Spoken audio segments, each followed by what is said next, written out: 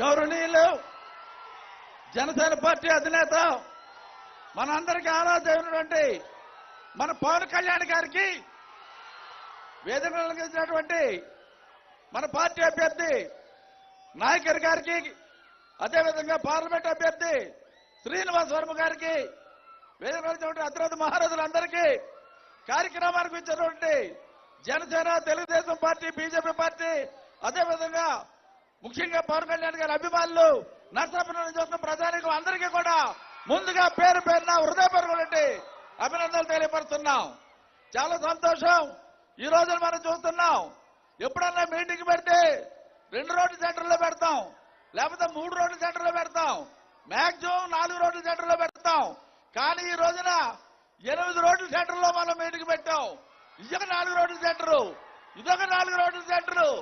మనం చూస్తే 8 రోడ్ల సెంటర్లో మీటింగ్ పెట్టినా పవన్ కళ్యాణ్ గారికి అభిమానానికి 8 రోడ్లు కూడా సరిపోలేదని ఈ సందర్భంగా నేను మీకు తెలియపడుతున్నా. ఈ రోజున ఏ రోడ్లో చూసినా నేల తల్లి ఈరిందా కరలి పొంగిల్దా ఉన్నటువంటి విధంగా ఈ రోజున ప్రజలకు ఉవ్వెత్తనం ఇచ్చేసినటువంటి విషయాన్ని మనమందరం కూడా చూస్తున్నాం. వీరిలో ఏ ఒక్కరిని కూడా ఏదో ఆటో పెట్టు, మోటార్ సైకిల్ పెట్టు, పెట్రోల్ కొట్టు తీసుకొచ్చినటువంటి వ్యక్తులు ఏ ఒక్కరు కూడా లేరు. వచ్చేటువంటి వేలాది మంది ప్రజలకు అందరూ కూడా పవన్ కళ్యాణ్ గారి మీద ఉన్నటువంటి అభిమానులు, పవన్ కళ్యాణ్ యొక్క ఆశయాల్ని ఎప్పుడెప్పుడు మనం అమలు పరచాలి, పవన్ కళ్యాణ్ యొక్క ఆలోచన విధానాల్ని ఆయన చేసే విధంగా మనం ఏ విధంగా పవన్ కళ్యాణ్ గారికి సహకరించాలన్నటువంటి ఒక 10 ఆశయంతో 10 లక్ష్యంతో మరి ఈ రోజు ఇన్ని వేల మంది ప్రజలకు ఇక్కడికి వచ్చేసినటువంటి విషయాల్ని ఈ సందర్భంగా తెలియపరుస్తున్నా. ఒకటే విషయం నేను చెప్పి ముగిస్తా, ఎందుకంటే సమయం లేదు.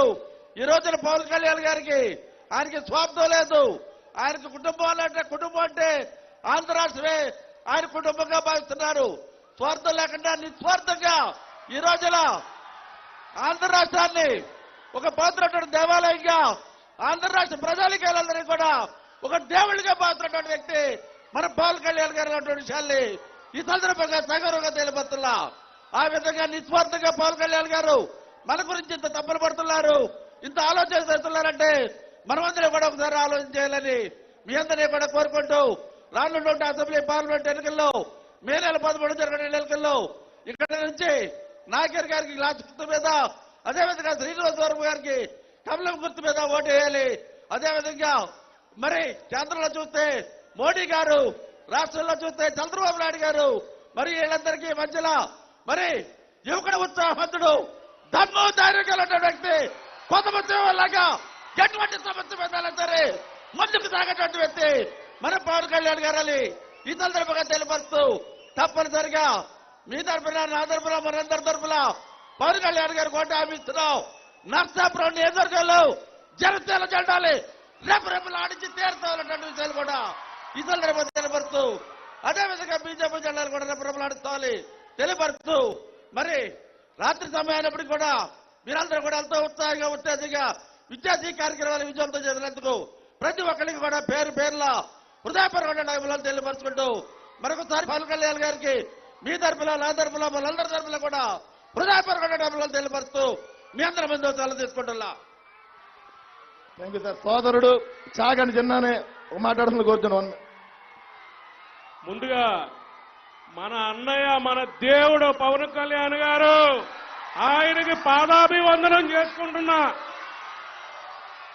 తమ్ముళ్ళు, పవన్ కళ్యాణ్ గారికి బహుమతిగా ఏమిద్దాం? నరసాపురం నియోజకవర్గాన్ని ఇద్దామా? మీరు సిద్ధమా?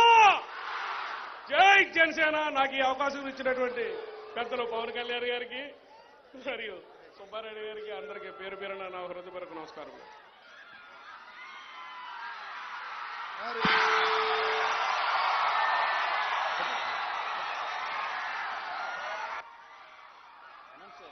ఇప్పుడు మనందరి అభిమాన నాయకుడు, మనందరి గుండె చప్పుడు, తెలుగు రాష్ట్రాల అభిమాన నాయకుడు మన పవన్ కళ్యాణ్ గారు మాట్లాడతారు. ఇప్పుడు